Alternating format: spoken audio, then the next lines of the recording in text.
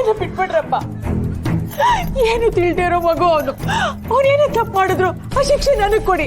ಬಿಡಿಪ್ಪ. ಅಯ್ಯೋ ದೇವ್ರೆ, ಬಿಟ್ಬಿಡಿ ಅವನ, ಬಿಟ್ಬಿಡಿ.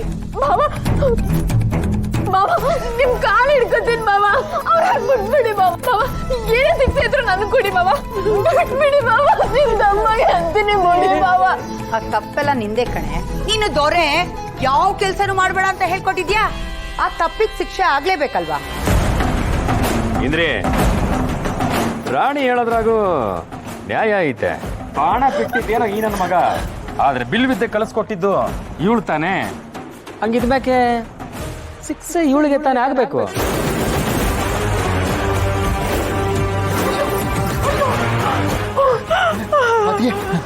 ರಾಣಿಗೇನು ಮಾಡಬೇಡಿ ಅಣ್ಣ. ನೀವು ಕಾದು ಮಾಡ್ತೀನಿ ಅಣ್ಣ.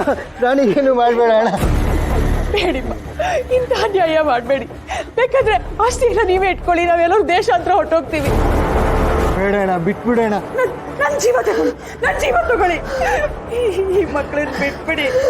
ಬಿಟ್ಬಿಡಮ್ಮ, ಬಿಟ್ಬಿಡಮ್ಮ. ಬಿಡ್ತೀನಿ. ಬಿಡಕ್ ಮುಂಚೆ ಈ ನನ್ನ ಮಗನಿಗೆ ಧೈರ್ಯ ತುಂಬಿ ಹಿಂಗ್ ಮಾತಾಡೋ ಅಂತ ಹೇಳ್ಕೊಟ್ಲಲ್ಲ, ಇವಳಿಗೆ ಶಿಕ್ಷೆ ಕೊಟ್ಬಿಟ್ಟು ಬಿಟ್ಟು ಬಿಡ್ತೀನಿ. ಆಕ್ರಿ ಮೊದ್ಲು ಇವಳಗ್ ಬರೇನಾ? ಬೇಡ ಅಣ್ಣ, ಬಿಟ್ಬಿಡ. ರಾಣಿ,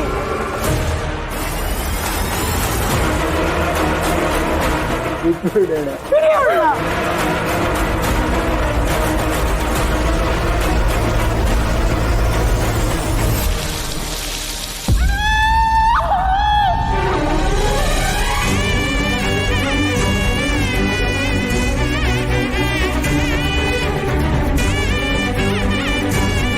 ಇನ್ನು ಮುಂದೆ ನಮ್ ವಿರುದ್ಧವಾಗಿ ಮಾತಾಡ್ಬೇಕಾರೆ 10 ಅಲ್ಲ 100 ಸಲ ಯೋಚನೆ ಮಾಡಬೇಕು.